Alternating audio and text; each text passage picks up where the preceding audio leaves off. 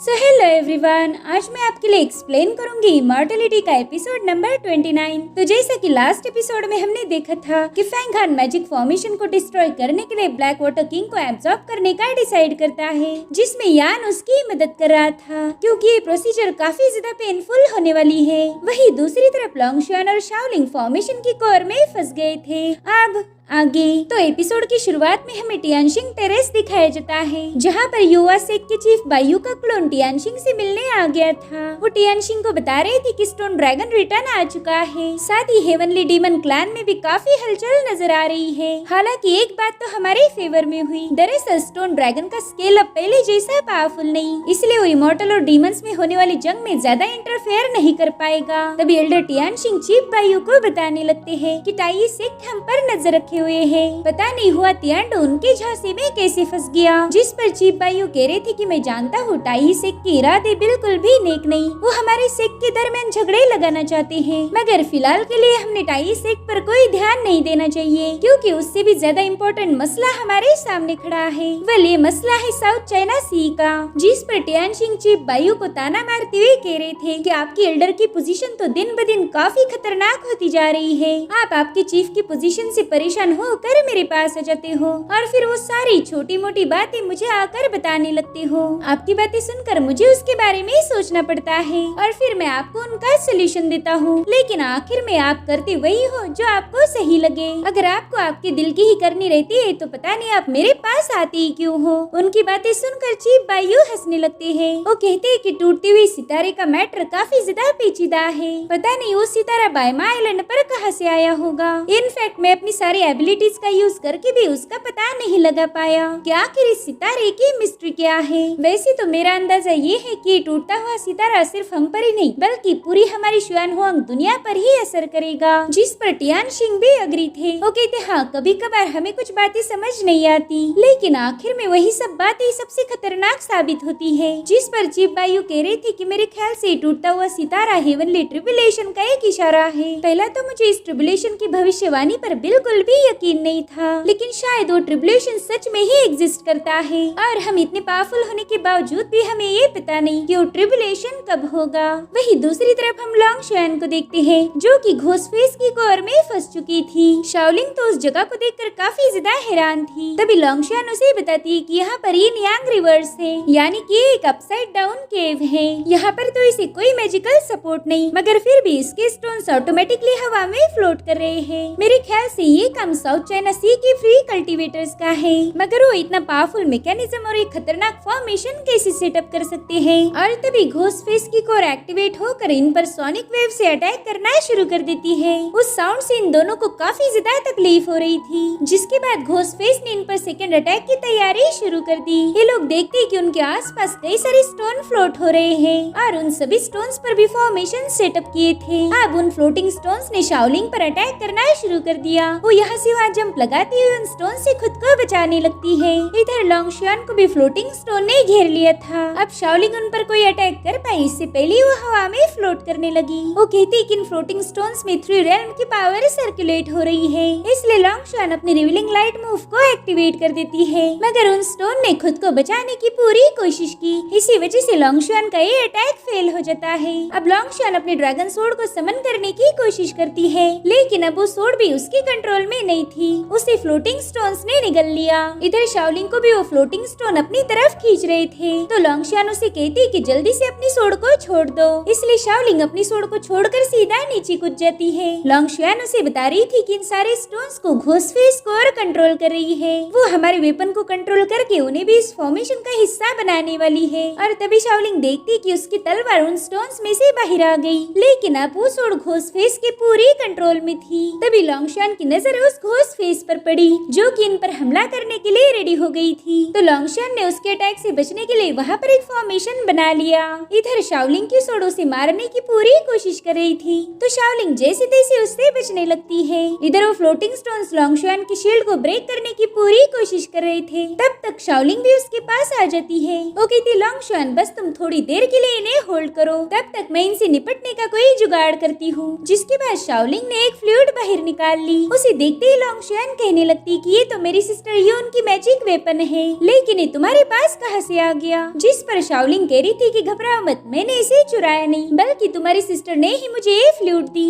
वो चाहती थी कि मैं म्यूजिक सीखूं। जिसके बाद वो हवा में फ्लोट करते हुए फ्लूट बजाना शुरू कर देती है। लोंगशुआन कह रही थी कि मुझे पता नहीं था कि डीमंस म्यूजिक को भी समझ सकते हैं। ये बंदी एक डीमन होने के बावजूद भी काफी अच्छे से फ्लूट बजा रही है। अब शाओलिंग ने रिलीज की हुई साउंड वेव की वजह से उस फॉर्मेशन को तकलीफ होना शुरू हो जाती है। इसी का फायदा उठाते हुए लोंगशुआन ने अपनी पावर को एक्टिवेट कर दिया। वो अपनी ड्रैगन सोर्ड की मदद से उस फॉर्मेशन पर हमला कर देती है। उसकी सोर्ड बड़ी ही तेजी से जाकर सीधा उस घोस्ट फेस के माथे में फंस गई, जिससे फाइनली वहाँ का माहौल शांत हो गया। घोस्ट फेस इनके आगे कमजोर पड़ गई थी, साथ ही इन्हें उनकी सोर्ड्स भी वापस मिल जाती है। लेकिन अचानक से वो पूरी जगह शेक होने लगी। ये दोनों भी अपने आप हवा में फ्लोट कर रही थी। लोंगशुआन शाओलिंग से कहती कि यहाँ से हमें जल्दी निकलना होगा, क्योंकि ये फ्लोटिंग स्टोन सब डिस्ट्रॉय होने वाले हैं। जिसके बाद ये दोनों बड़ी ही तेजी से जाकर उस फॉर्मेशन में एंटर करते हैं और उनके वहाँ से जाते ही वो केव अपने आप बंद हो गई। वही दूसरी तरफ फैंग हान दर्द के मारे तड़प रहा था। वो यान को बताता है कि मैंने अभी भी ब्लैक वाटर किंग की सारी मैजिकल पावर को एब्सॉर्ब नहीं किया, लेकिन फिर भी मुझे ऐसा फील हो रहा है कि मेरी पूरी बॉडी एक्सप्लोड हो जाएगी। जिस पर यान कह रहा था कि ब्लैक वाटर किंग स्नेक की पावर काफी ज्यादा वास्ट है। तुमने अभी तक उसकी आधी मैजिकल पावर को तो एब्सॉर्ब कर लिया है, लेकिन अभी भी आधी मैजिकल पावर पेंडिंग है। मैंने तो तुम्हें पहले ही बताया था कि art of shifting flower and connecting trees बहुत ज्यादा खतरनाक है। इस आर्ट को मास्टर करते वक्त तुम्हारी जान को भी खतरा है, लेकिन फैंग हान ऐसे मौके बार बार नहीं मिलते। अगर तुमने इस आर्ट को मास्टर कर लिया तो फिर तुम्हारी कल्टीवेशन में काफी हद तक इम्प्रूवमेंट हो जाएगी। तुम बड़ी ही तेजी से ब्रेक थ्रू कर सकते हो, लेकिन अभी भी डिसीजन तुम्हारे हाथ में है। तुम चाहो तो अभी के अभी गिव अप कर दो, लेकिन फैंग हान गिव अप करने के लिए तैयार नहीं था। ओके तैयान, तुम्हें तो कहा था कि ऐसे मौके बार बार नहीं मिलते, इसलिए मुझे तो ये रिस्क उठानी ही होगी। और अब फैंग हान ने अपनी पूरी ताकत लगाकर ब्लैक वाटर किंग स्नेक की सारी मैजिकल पावर को एब्सॉर्ब करना शुरू कर दिया। तब तक वहाँ पर शाओलिंग और लोंगशुआन भी पहुंच चुकी थी। ये लोग देखते कि फैंग हान कल्टीवेशन में बैठा हुआ है, साथ ही उसके आसपास एक मैजिकल पावर फ्लक्चुएट हो रही थी। लोंगशुआन ये देखकर कह रही थी कि फैंग हान ने तो ट्रूची रेल्म को भी सरपास कर लिया है, मगर फैंग हान ये इतनी जल्दी कैसे कर पाया, और आखिर ये इतनी खतरनाक पावर किसकी होगी। और थोड़ी देर में लोंगशुआन को समझ आ गया था कि फैंग हान किंग स्नेक की सारी बॉडी को ही रिफाइन कर रहा है, जो कि नेक्स्ट टू इम्पॉसिबल है। वो हैरान होकर शाओलिंग को बता रही थी कि मैंने आज तक इतनी पावरफुल रिफाइनिंग मेथड को नहीं देखा था। मेरे ख्याल से फैंग हान जिस मेथड का यूज कर रहा है वो बहुत ही ज्यादा खतरनाक है। अगर फैंग हान केयरफुल नहीं रहा तो उसकी बॉडी एक्सप्लोड होके वो मारा जाएगा। ये सब सुनकर शाओलिंग को भी थोड़ा सा टेंशन आने लगा। लोंगशुआन कह रही थी कि हम बस फैंग हान के लिए दुआ कर सकते हैं कि वो इस रिफाइनिंग मेथड में जिंदा बच जाए। वही दूसरी तरफ डेस्परेट आइलैंड का मास्टर टाई सेक के जियून से कह रहा था कि तुमने आने में देर कर दी, जिस पर जियून कहता है कि आपका डेस्परेट आइलैंड फॉर्मेशन से भरा पड़ा है, जहाँ पाव रखो वहाँ फॉर्मेशन। मगर एक बात अच्छी हुई कि आपने मेरे लिए टेलीपोर्टेशन टैलिस्मान भेज दिया था। उसी टैलिस्मान की मदद से मैं फॉर्मेशन से बचते हुए यहाँ आया हूँ। लेकिन डेस्परेट आइलैंड का बंदा तो उस पर काफी ज्यादा भड़का हुआ था। वो कहता है कि तुम हमेशा मुझे किसी न किसी मुसीबत में फंसाते रहते हो। ये सुनकर जियून हंसने लगता है। वो कह रहा था चलो जल्दी बताओ तुमने मुझे यहाँ क्यों बुलाया है। जिस पर डेस्परेट आइलैंड का मास्टर कह रहा था कि कुछ सालों पहले तुम्हारे ताई सेक ने मुझे एक चोर का करार दिया था, तब से लेकर आज तक मुझे लोग चोर की निगाह से देखते हैं। इनफैक्ट तुमने तो मेरे नाम के पोस्टर भी लगा दिए थे, तो मैं चाहता हूँ कि उन सारे पोस्टर्स को हटा दिया जाए, साथ ही मेरा नाम चोरों की लिस्ट में से भी हट जाना चाहिए। लेकिन जियून कहता है कि भाई ऐसा तो नहीं हो सकता, ये तुम्हारे डेस्परेट आइलैंड का मसला है। और हाँ चलो मैं तुम्हें एक बात याद दिलाता हूँ, तुम्हारे खुद के आइलैंड ने ही तुम पर चोरी का इल्जाम लगाया था, तो हमारा टाई सेक्ट इसमें इंटरफेयर नहीं कर सकता। लेकिन अगर तुम मुझे कोई काम की खबर सुनाओ तो शायद मेरा टाई सेक्ट तुम्हें बचा पाए। वही दूसरी तरफ हम देखते कि फैंग हान ने ब्लैक वाटर किंग स्नेक की सारी मैजिकल पावर को एब्सॉर्ब कर लिया है, साथ ही अब वो कल्टीवेशन से भी बाहर आ गया था। लोंगशुआन तो बस हैरान होकर उसे देख रही थी। वो फैंग हान से कहती कि तुमने तो उस सांप की पूरी बॉडी को ही रिफाइन कर लिया। मेरे ख्याल से तुम्हारे अंदर अब 2000 फियर बीस्ट की पावर आ चुकी है, और उसकी मदद से हमारे फॉर्मेशन को ब्रेक करने के चांसेस भी बढ़ गए। जिस पर फैंग हान कहता है कि अगर हम इस फॉर्मेशन को ब्रेक भी नहीं कर पाए तो कोई बात नहीं, मैं अपनी फुल फोर्स का यूज करके इसे तोड़ सकता हूँ। तभी लोंगशुआन उसे बताती है कि इस फॉर्मेशन को जो मैजिकल आर्टिफैक्ट सपोर्ट कर रहा था उसे हमने फिलहाल के लिए कट ऑफ किया है। मेरे ख्याल से ये फॉर्मेशन अब हम पर काउंटर अटैक नहीं कर पाएगा। तभी शाओलिंग उसे बताती है कि अगर मैं वो फ्लूट प्ले नहीं करती तो शायद हम अभी तक उस मैजिकल आर्टिफैक्ट में ही फंसे रहते। वाकई मैंने समय रहते बहुत ज्यादा होशियारी दिखाई। फेंगहान भी शॉक होकर शाओलिंग से पूछता है, क्या कहा तुमने फ्लूट बजाई थी? तभी लोंगशान कहती है, हाँ फेंगहान, इसने बड़ी ही बेसुरी फ्लूट बजाई थी। इसकी धुन सुनने की वजह से मेरे कानों में दर्द हो गया। ये सुनकर शाओलिंग उस पर भड़क गई थी। वो कहती है कि चलो तुम भी मुझे कोई धुन सुनाओ, देखते हैं कि हम दोनों में से सबसे बेसुरा है कौन। मेरे ख्याल से वो तुम ही होगी। तभी फेंगहान कहते हैं, अरे यार झगड़े बंद करो, तुम लोग तो बात बात पर झगड़े करना शुरू कर देते हो। देखो मैं तुम्हारे लिए क्या लेके आया हूँ। जिसके बाद फेंगहान ने 2 पिल्स बाहर निकाल ली। लोंगशान तो उस पिल को देखकर काफी ज्यादा हैरान हो गई। वो कह रही थी कि ये तो उस सांप के ब्लड से बनी हुई एसेंस पिल है। मुझे लगा नहीं था कि तुम ऐसी पावरफुल पिल भी रिफाइन कर लेते हो। जिस पर फेंगहान कह रहा था कि चलो जल्दी से इन पिल्स को कंज्यूम कर लो। ये पिल तुम्हारी मैजिकल पावर को रिस्टोर करने में मदद करेगी, साथ ही इससे तुम्हारी कल्टीवेशन भी स्पीड अप हो सकती है।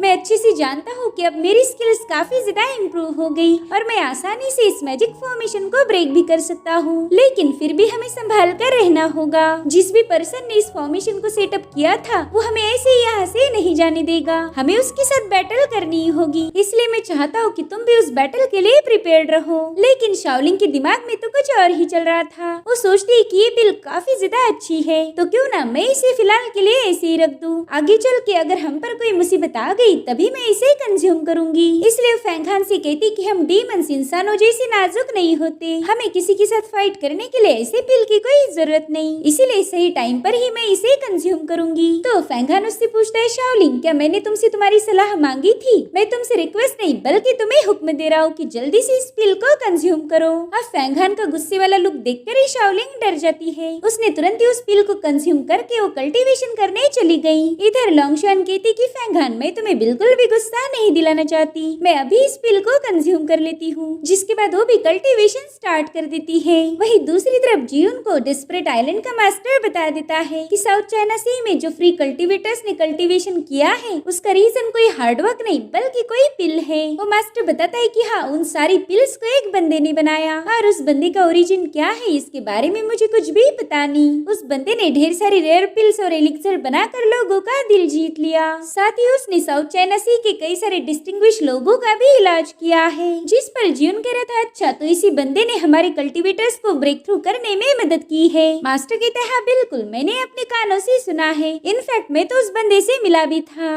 अब जियुन पूछता है कि आखिर ये बंदा सबकी मदद क्यों कर रहा है, उसे बदले में कुछ तो चाहिए होगा। तो डेस्परेट आइलैंड का मास्टर उसे बताता है कि हाँ वो बंदा काफी ज्यादा बीमार है, वो सबकी मदद कर सकता है लेकिन उसका इलाज बस एक ही वुडन पीस से होगा और वो उसी की तलाश में है। ये सब सुनकर जियुन भी सोच में पड़ गया। तभी डेस्परेट आइलैंड का मास्टर उससे कहता है कि मेरे ख्याल से वो बंदा झूठ बोल रहा है, उसका मकसद वुडन पीस को हासिल करना तो नहीं हो सकता। तो जियुन कहते हैं, मुझे पता है तुम उसके मकसद के बारे में अच्छे से जानते हो, इसलिए जल्दी से मुझे सारी हकीकत बता दो ताकि मैं ताई सेक को इसकी खबर दे पाऊँ। लेकिन ये मास्टर इतने आसानी से पूरी कहानी तो नहीं बताने वाला था। वो कहता है कि मेरा वारंट कैंसिल कर दो और फिर मैं तुम्हें सारी सच्चाई बता दूंगा। जिस पर जियुन कहता है कि तुम्हें शायद पता नहीं, आज अगर तुम जिंदा हो तो वो हमारे ताई सेक की वजह से, उन्होंने ही तुम्हें हमेशा प्रोटेक्ट किया। अगर हम तुम्हें प्रोटेक्ट ना करते तो शायद साउथ चाइना सी के लोगों ने तुम्हें कब का मार दिया होता। जियुन की बातें सुनकर वो मास्टर भी भड़क गया। वो कह रहा था कि ताई सेक ने मुझ पर कोई एहसान नहीं किया, आज तक मैंने उनके काफी सारे काम किए हैं। लेकिन जियुन तो अपनी बात पर अड़ा हुआ था। वो कह रहा था कि हमारे ताई सेक ने तुम्हें आज तक जिंदा रखा और इसी में तुमने खुशी मनानी चाहिए। ये सुनकर मास्टर कहता है, ठीक है मैं आज के बाद ताई सेक से सारे कनेक्शन तोड़ दूंगा, आज के बाद मुझे तुम्हारे ताई सेक के प्रोटेक्शन की कोई जरूरत नहीं। और तभी ये लोग देखते हैं कि वो पूरी जगह शेक हो रही है। मास्टर को तो लग रहा था कि जियुन ने किसी को उसे मारने के लिए बुलाया है। वो कहता है, जियुन मुझे लगा नहीं था कि तुम मेरे साथ धोखा करोगे। जिस पर जियुन कहता है कि अगर मेरे ताई सेक को तुम्हें खत्म करना ही है तो मैं यहाँ पर इतनी मुसीबत उठा के नहीं आता, हम तो तुम्हें बड़ी आसानी से मार सकते हैं।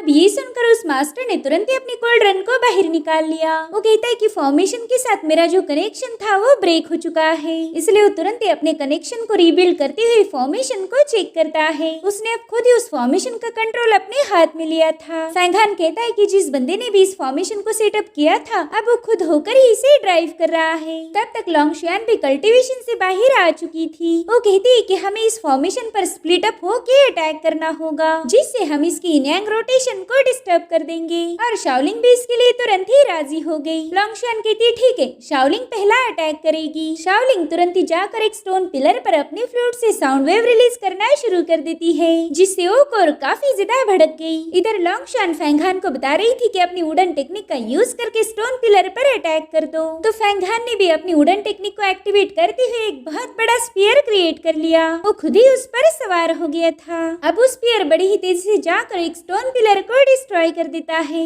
इधर डेस्परेट आइलैंड का मास्टर अपने फॉर्मेशन को बिल्डअप करने में लगा हुआ था, तो वही फैंगहान उसके फॉर्मेशन को डिस्ट्रॉय करने का ठान लेता है। लेकिन इस बार फैंगहान के स्पीयर का अटैक डिस्ट्रॉय हो गया। वो लोंगशियान को बताता है कि शायद वो बंदा अपनी पावर्स का यूज कर रहा है, जिस पर लोंगशियान कह रही थी कि पहला तो हमें उस घोस्ट फेस को डिस्ट्रॉय करना होगा। इधर शाओलिंग भी लगातार उन स्टोन पिलर्स पर अटैक करती जा रही थी, लेकिन फैंगहान कहता है कि हमारे पास ज्यादा वक्त नहीं है, हमें जल्द से जल्द यहाँ से निकलना होगा। जिसके बाद फैंगहान हवा में फ्लोट करने लगता है। इधर लोंगशियान शाओलिंग को बता रही थी कि अब तुम्हें कुछ भी करने की जरूरत नहीं, क्योंकि फैंगहान खुद ही इस फॉर्मेशन को ब्रेक करने जा रहा है। इधर फैंगहान ने अपनी पावर का यूज करते हुए ग्रीन वुड एम्परर टेक्निक को एक्टिवेट कर दिया। इस टेक्निक में 10,000 पेड़ों की पावर थी और अब वहाँ पर कई सारी वुडन बेलें रिलीज होते हुए उन फॉर्मेशन पर अटैक करना शुरू कर देती है। उन बेलों ने घोस्ट फेस को भी जकड़ लिया और फाइनली एक ब्लास्ट के साथ वो घोस्ट फेस डिस्ट्रॉय हो जाता है। इधर डेस्परेट आइलैंड के मास्टर को भी पता चल गया था कि उसका मैजिक फॉर्मेशन कोलैप्स हो चुका है। वो देखता है कि जियोन भी वहाँ से भाग गया। इधर वो सारे स्टोन पिलर कोलैप्स होकर पानी के अंदर चले गए, तो ये लोग भी तुरंत ही वहाँ से बाहर आ जाते हैं।